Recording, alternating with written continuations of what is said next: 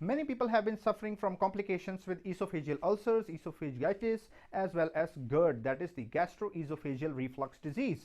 But all this discomfort, the burning sensation in the chest, the burning sensation in your abdomen, or the acid reflux or the regurgitation of acid repeatedly does not stop us from eating unhealthy food or maintaining an unhealthy lifestyle.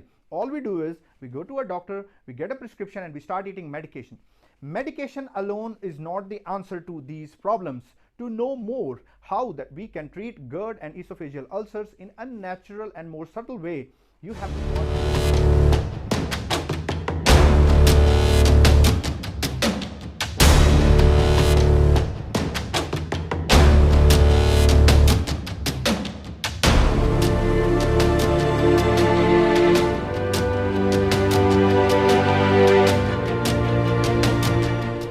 Guys, esophageal ulcers, esophagitis or GERD is a very common issue in nowadays. There are various lifestyle and other factors which we will be discussing in the presentation in this video. This video will be broken down into two different parts. In the first part, we are going to discuss the pathophysiology and the medication option and other basic things that are going in our body which are causing symptoms like GERD and esophageal ulcer. In the second video, we will be discussing a whole diet plan and lifestyle changes so that you can improve your symptoms as well as relieve yourself from these problems. So before starting the presentation, I just want to give you one small heads up. See, there is anatomical difference between our stomach and our esophagus, due to which we are having such problems. We have to deal with esophageal ulcers or GERD. See, the stomach has very strong acid which disintegrates and digests or breaks down our food. To save our stomach tissue from that strong acid, our body has a protective lining of mucus inside our stomach. Unfortunately, we are missing that mucosal lining, that strong protective mucosal lining from the esophagus. We don't have that strong mucus lining in the esophagus. So that is why whenever the stomach acid is released, it does not harm the stomach, but if it regurgitates up towards the food pipe, it is going to burn the tissue of the inner side of your esophagus. So without wasting any further time, let's switch you to the presentation and learn more about the disease. So welcome back, guys. Let's start our video on GERD, that is the gastroesophageal reflux disease, and esophageal ulcers, that is the ulcers of our esophagus, that is our food pipe. So this presentation and this video is brought to you by Erudite Nutrition, and it's been narrated by me, your own nutritionist on the go, Kanwaldeep Singh, Aujla. So before going further, first of all, we have to understand what is esophagitis. Esophagitis is the inflammation of the tissue inside your esophagus or your food pipe. So let's just zoom in a little bit and see. This is a normal esophagus surface, whereas this is an inflamed esophageal surface. Why is this inflamed?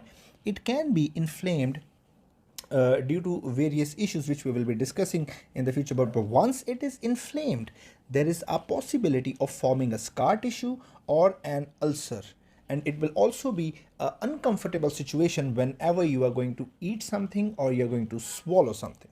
Okay, so what are the causes of esophagitis? The number one cause for esophagitis can be GERD. Okay, that is the backflow of your stomach acids into your food pipe. So we all must have experienced some sort of reflux at least once in our life. Maybe if we are about to vomit or throw up, so that can be one example. But some people regularly start experiencing this GERD issue. The repeated backflow of stomach acid into the esophagus will cause this scarring and esophagitis. So it is called as GERD. The second reason is vomiting. So if you have some issues with your food intake, either you overate or there is some problem with your digestion, you might throw up, or your body might not accept the food that you have just eaten. So during that vomiting process, the food will try to empty its content through the esophagus out of your body. So in that vomiting process also, the stomach acid will come up towards the food pipe, towards the esophagus, and it will burn. Next reason can be medication. So anti-inflammatory medications or NSAIDs, that is non-steroidal anti-inflammatory drugs, can also be a cause of esophagitis. They can also weaken the stomach acid. So this is also a reason, so we should be avoiding these anti-inflammatories also. And apart from this, viruses, fungus or bacterial or yeast infection or weakened immune system due to which these unwanted pathogens can overgrow in our stomach, causing our stomach acid to be weak, and they can also cause gastritis, due to which esophagitis can also happen. So what are the symptoms of an inflamed esophagus? So the symptoms will be very easy to identify. We will feel a sharp pain in the middle region of our chest. So it is referred to as heartburn. So heartburn can be caused when our food is repeatedly regurgitating from stomach to the esophagus and it is damaging the inner lining of our esophagus. So what are the symptoms of GERD? The number one symptom is heartburn. We have discussed previously. We will feel a burning sensation in the mid region of our chest. Regurgitation of sour food. That means sour food, that is partially digested food, will regurgitate from your stomach up to your throat. It can also cause heartburn as well as throat burn also. We can have a burning sensation in the back of our throat also. Difficulty swallowing food because we have an inflamed tissue. So every time we try to eat something or swallow something, it is going to irritate those tissue layers which have been inflamed. A sensation of a lump in the throat. This can be because of sore throat or the repeated acid that has been regurgitating from our stomach to throat, which can cause this type of a problem. This is just a sensation. Our throat might feel swelled or blocked also. And chest pain. So usually sometimes it is confused with heart pain also, with a heart attack also, but it is easily distinguished that whenever we are eating something, we are feeling this burning sensation. Some other related issues are dysphagia, that is the inability of a person to swallow food. We are not able to swallow food due to pain, or it is also called as odynophagia, that is pain with swallowing. Some other issues related to GERD are feeling early satiety, that means just 2 bites or just 2 or 3 spoons of eating any dal or khichdi or dalia or porridge, we feel very satisfied, we feel very full, and now we have no wish to eat any more food, and it has started to build up in our upper abdomen. So that causes people to reject the eating of a meal, and it decreases our total intake, which can further lead to complications. There can also be an upper gastrointestinal tract bleeding if the inflammation of the tissues keep on happening. If the GERD issues keep on repeating itself, the reflux will tear through and burn through the inner side of your esophagus, exposing the internal capillaries, which can cause bleeding in your upper GI tract. Vomiting, as we have discussed before. Weight loss due to early satiety factor. So we are not able to eat enough food, we are not able to digest food, and we are not able to have proper meal portions. So that's why it will cause dietary deficit intake, which will lead to weight loss and other malnutrition and undernourishment diseases such as anemia in this case. So iron deficiency anemia is also a very common symptom. So in this slide, we will be discussing medication as well as therapeutic diet. Therapeutic diet will be discussed in the next video. In this video, we will be discussing about medication. So what are the medication options that have been given to us? So there are 2 medication options. Number 1 is H2RA receptors, that is H2 receptor antagonists, and number 2 is proton pump inhibitors. The action of both these medicines can be a little different, but what they do is they reduce the stomach acid of our body. The natural ability of our body to produce stomach acid will be reduced to create some sort of relief to our damaged esophagus.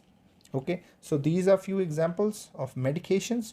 So but I have seen that these medications are sometimes being over abused. So without a consultation of a proper medical expert, what people do is they start taking these drugs without any prescription.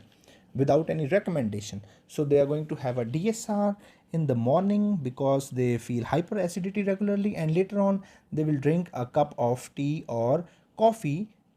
So DSR to reduce the acidity, and drinking cup of tea or coffee to increase the acidity. So this is what an uninformed person would do, not someone who is regularly watching my channel videos. He won't do such a mistake. Okay, so these are few medications, okay, which are being suggested. The protocol for these medications is that if they don't give you relief, the doctor is just going to increase the dose. So sometimes it works, but most of the time it doesn't.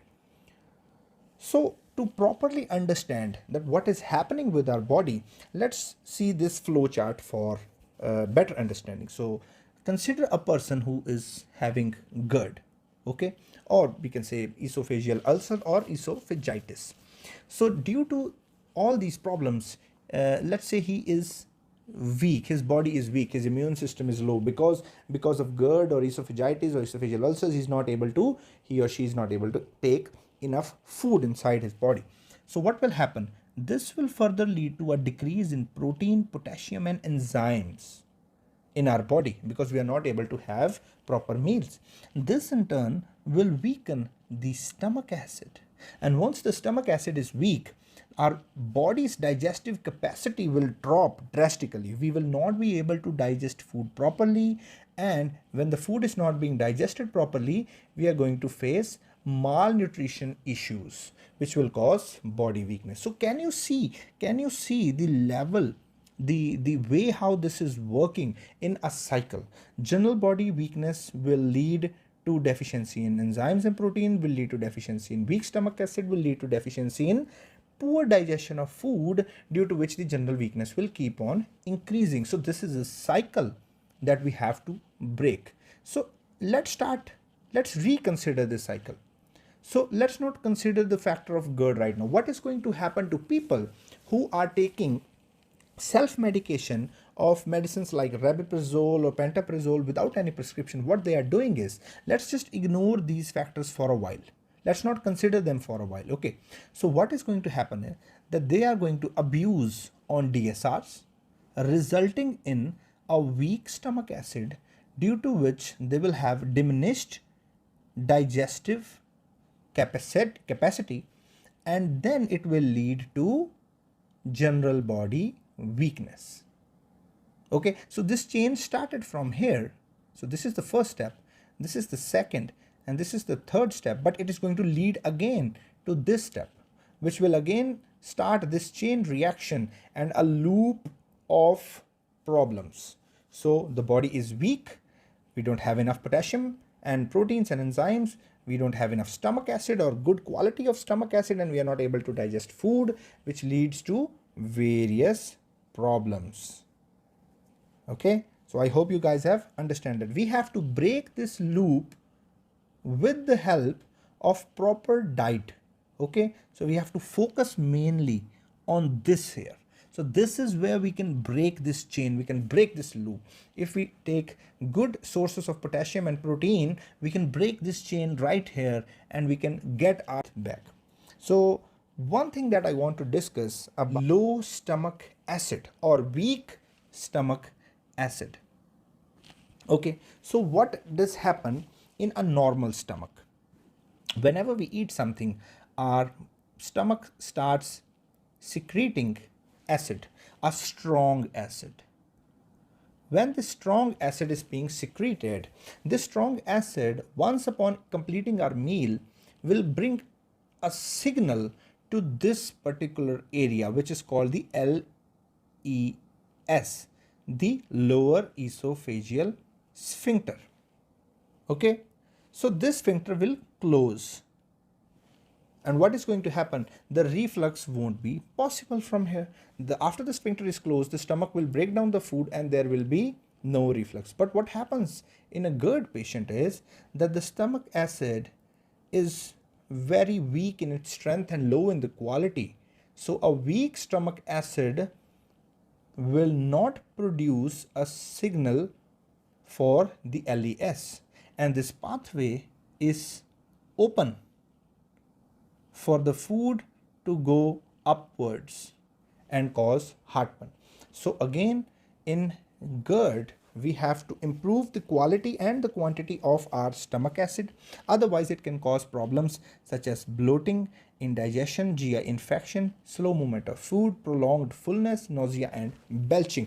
We will constantly burp after eating little food. We will eat just 2-3 bites and feel completely full or overfilled. So these are the complications of GERD. Guys, this is how esophagitis, esophageal ulcers, and GERD happens, and this is the pathophysiology of these three complications that most of the people nowadays suffer. To relieve yourself, we don't have much of a medication option, but only medication is not going to help us. To know more about the dietary methods, the dietary interventions, protocols, and lifestyle changes, stay tuned to the channel. That all will be posted in the next video, and also we are going to give you one free diet chart at the end of the video so that you can help yourselves out. Stay tuned to my channel, subscribe to my channel, hit on the notification bell icon, follow me on Facebook, follow me on Instagram, and I'll see you guys next time. Until then, take care of yourself.